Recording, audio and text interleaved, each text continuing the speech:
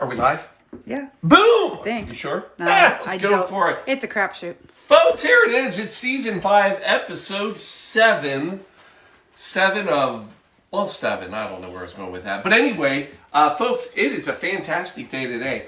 Not only is it Cocktail Sunday, which is one of my favorite kind of Sundays, it's National... You can't make this stuff up. It is National Absinthe Day. That's right. Every March 5th is National Absinthe Day. Of course, it falls on a Sunday. Perfect for us since we had this cocktail show on a Sunday. And we have some magical cocktail for you in honor of the Green Fairy. Yeah, you're going to learn all about it. Folks, come on in. Let's get into the Green Monkey Quarantina. Just kidding. It's still the Blue Monkey Quarantina. I was just trying to do a green kind of... All right, never mind. No, it doesn't work. No. Blue monkey. Come on. Only business, monkey business, and a cat. All right, folks. It's time. Woo!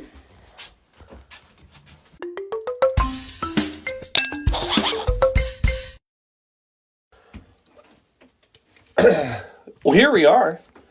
Shelby, you ready? I think so. All right, here we are. So this is exciting. I always love when fun things happen on cocktail days. And today, we discovered... Well, actually, I found out yesterday. I can't tell a lie. I found out yesterday that it was going to be National Absinthe Day today. And then the quest was on, right? Whoa, what cocktail to make? So first of all, let's talk about absinthe. What's fun about absinthe is it's first of all, it's delicious. But what is it? So it is, first of all, it is a spirit. It is not a liqueur. So a lot of people think it's a liqueur because it does have the sweetness to it. But that is not true. You would put this in the same class as a gin or a vodka or anything else. This is a pure spirit. And we're just throwing stuff. Not only is it a spirit, it is a strong spirit. You're talking, this will range anywhere from 45 to 75% alcohol. That's 90 to 150 proof. This stuff is rocking. So anyway, you got to go back to 1792 if you want to give a little nod, tip of the hat, to the creator of the Green Fairy. That's our Green Fairy music for this evening. Yes, that little nod was to one French doctor, Dr. Pierre Ordinaire. Now, there was nothing ordinaire about this drink that he decided to make up, of course, for medicinal purposes. Yeah, he created this to save people's lives. And it was a hit. People loved it because it's quite delicious and so strong. But absinthe is typically going to be made out of things like wormwood. We'll talk more about that. Anise. Did I say that right? You did. God, I get nervous with that word every time. You want to put anise in your drinks. Nothing else. And then fennel. So those are the common things in it. And and there you go. And with that, we end up with what is known as the Green Fairy. The Green Lady. And also the Green Goddess. Now, I would dare to say that I think the average bar at anyone's home has exactly 0 bottles of absinthe in it.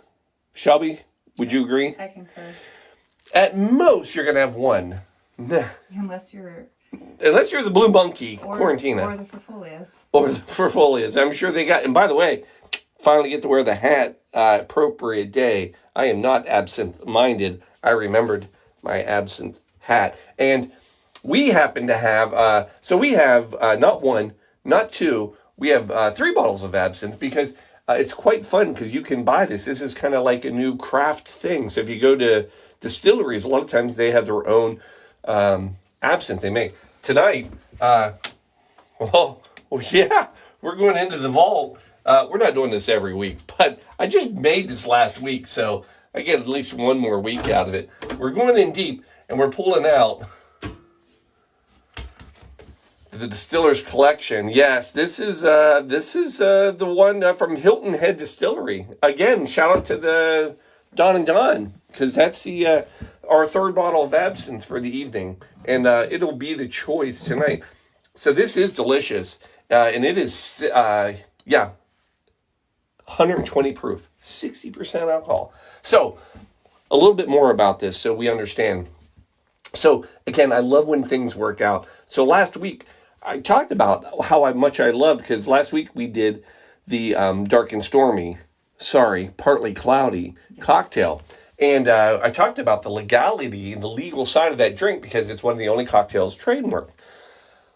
Well, we got legal action tonight too, because what's fun about absinthe is it was illegal in the United States and several other countries. So let me take you back. First, you got to go late 1800s, all right? So late 1800s into the early 1900s, absinthe was getting a really bad rap. There was a lot of stuff going on with it. And probably the zenith of all the scandals, the peak, so to speak, I don't know, I'm just wording it up tonight. Yeah. 1905. A farmer, labor kind of guy, I believe happens to be in Switzerland, and he gets drunk on absinthe, which is easy to do. Again, it's freaking over 50% alcohol. I mean, it's easy to get drunk on it. And he does. And he goes home and basically goes nuts. And he ends up killing his children and his pregnant wife. And that kind of is like, maybe this stuff isn't too good. And to put another crown or a jewel in the crown of why it ends up going away is we have another doctor to introduce. Not Dr. Ordinaire. No. This is Dr. Valentin Magnin. So Dr. Magnin had been doing studies on absinthe. And to be fair, he did not like alcohol of any sorts, but he really didn't like this. And he was basically feeding like rats and animals like straight wormwood, and they would have seizures and die. And seriously, and like would give them huge quantities of absinthe, and they would again die. And they determined that it had to be banned. It was horrible. Anyway, they did. So in 1912, absinthe was banned in the U.S. and several other countries. Shelby, ask me when absinthe was finally legalized and allowed back in the United States. When was absinthe legalized and allowed back in the States? Fantastic question. And it was not during Prohibition and not after Prohibition. It was not until 2007.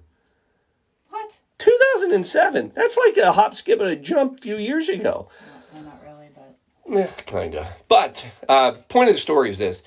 Ultimately, what they found out, and of course Dr. Magnin didn't know this at the time, it wasn't really the wormwood itself. There's a chemical compound in wormwood, and it's called thujone. I could be saying that completely wrong, but it's Thujone. Thujone is what we're going to call it this evening. And that is actually the chemical compound that can cause in excess hallucinogenics. Mm-hmm. Did I say that right? Yes, you did. Congratulations. So not bad. So anyway, that was it. But really, there wasn't that much of it in most of absinthe back in the day. It was just that these guys were drinking in excess because they would drink it like any other cocktail. They would drink it like a glass of wine. And it was, did I mention? It's like freaking 120 proof. So they were just blind drunk. So anyway, pause. I need to get my natural light on. Green Fairy. So, fast forward, there's been some great cocktails, and we found a good one for you tonight, too. So, I found one that was created in the 1990s, which is kind of a fun time. It was made in London because it was banned. You couldn't have it, but yet, in London, it was legalized earlier. Giovanni Bundy. Giovanni Bundy, bartender. He is out of London, actually at the Match Bar, which was a very famous bar. It has since closed recently, permanently. But he created this great cocktail. He named it the Bohemian Mule. Here's why, again, I just love how our worlds work out. We talked about the Mule, remember, Schultz? Because we talked about the Cock and Bull ginger beer. And I get to say Cock and Bull one more time. You do. Actually, probably several more times. Several times. Because we're going to be using the diet Cock and Bull because I got a 6-pack of it. So this works out well for me. And but yeah, this is the original ginger beer that was used in the original Moscow mules that were created in California in the 1940s. Sorry, thank you. And anyway, since we're doing a riff on a mule, we're going to use the same classic ginger beer that was used in the original. So the Bohemian Mule, named so because another side thing on absinthe, it was very popular among artists. Bohemian. Anyway, that's what we got. So we're going to make the drink. You ready? Paul, just make the drink. I'm going to make the drink. So a little bit of ice. Two steps. Step one is our base, our mix. And we're going to come in with absinthe. Of course. Again, I'm using the Hilton Head. We're going to go in with 2 ounces, 1 ounce per. Let me be clear. 1 ounce of absinthe. And then one for Shelby. Yes, please. Oh my God. I love the smell of anise. You really have to be careful when you talk about that. Yeah. But I do. I love the... Whatever. Paul, just freaking make the drink. All right. Then we're going to come in with simple syrup. Half ounce per. So we're going to go 1 ounce total. Now I'm going to go just a little light on it. But again, this is going to be a pretty heavy drink. So I'm not afraid of the simple syrup. Some people will go 1/4 ounce. But if you go 1/4 ounce, it's because they're using typically a double simple syrup. So it's 2 to 1. I use a 1-to-1 ratio. And then we're going to come in with our... It's got that ouzo effect. It does have the ouzo effect. Oh, look at you. Yes, it does. Oh, I thought the lime was going to cause that. Not the... Yeah, no, it's so cold. Yeah. All right. Lime juice, fresh squeezed. And we're going to go half an ounce per. So we need 1 ounce total of lime juice. There it is. Folks, that's really, it doesn't get much easier than that. Does it, Chum? Give that a good shake. Get it cold.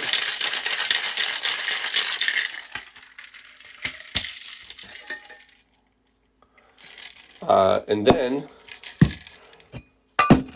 get your mule cups, whatever you like to use for your mule cups. Get some ice in there.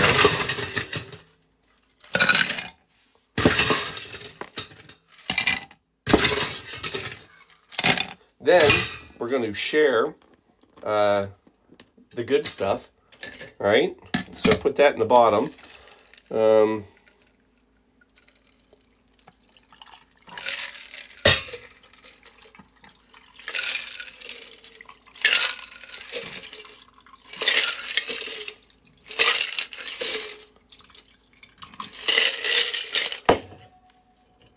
Blue Monkey. And then top it off with some ginger beer. Cock and Bull.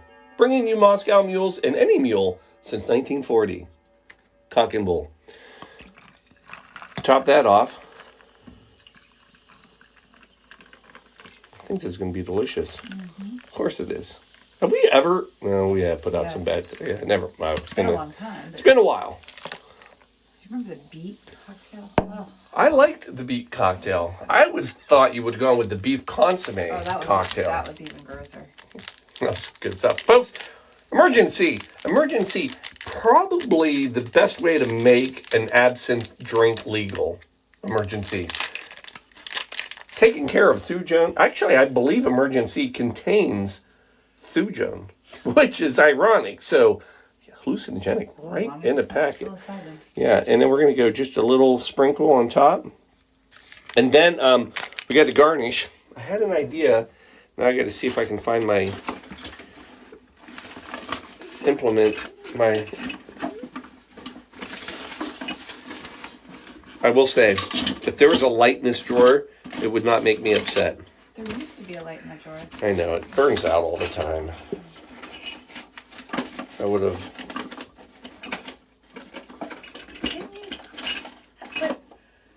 Talk to me. Light strip back there? I do. Well, but not inside I here. thought you could. I know. Actually, you're right. I just always forget to turn it on. Anyway, here we go. You know what I have? I got a line. And we're going to do this. And we're going to do this. Twist would have been fun, but we're going to go with a nice wheel. Actually, it will look nice on the mug, because you wouldn't see it if I did a twist. So this is the better choice anyway.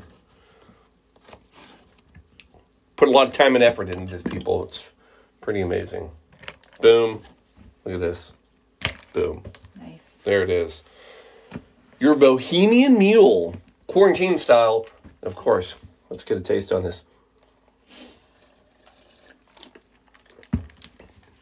Oh, yes. Wow. Yeah. Fantastic. Let me tell you, it was good. So it is like a just a punch of mint almost. You know, so the spiciness of the ginger, but then that licorice kind of, Yeah. I mean, wow. I'm going to just give it a little splash like that. Give this give it a whirl. I think you're going to love it. Very refreshing. Like, super refreshing. It's like a jelly bean in a glass. Right? Oh my goodness. Is that not fantastic? It's like a spice drop. That is a great afternoon, like outside. The weather's nice today. This is a drink. Big fan. So there it is, folks. Now, You kick your ass. yeah, you gotta be careful. Again, Here's the plot synopsis. nope, I don't need a plot synopsis of my own show. Now, here's what I'll tell you. Drinking But these, don't you? be careful. I probably do. 120 proof. So you're gonna go slow on these. This is nothing you want to, I mean, yeah, it's a lot, right? It's a lot. But anyway, folks, there it is. National Absinthe Day. Now, Paul, I don't know if I will like that. You will, but don't forget about all the other delicious and wonderful absinthe cocktails that are out there that we've done. Death in the Afternoon, nod, little tip of the hat to my Papa. Yeah, Hemingway, my man crush. That was one of his. The Necromancer, another absinthe drink. We have the Absinthe Frappe. Oh, that was good. We did that one with, I'm not absinthe minded. We did that at the Furfolios. So cheers. Of course, don't ever forget the Sazerac. It doesn't have to stand by itself. Sazerac is an absinthe cocktail as well. Yeah, I forget about that. It's okay.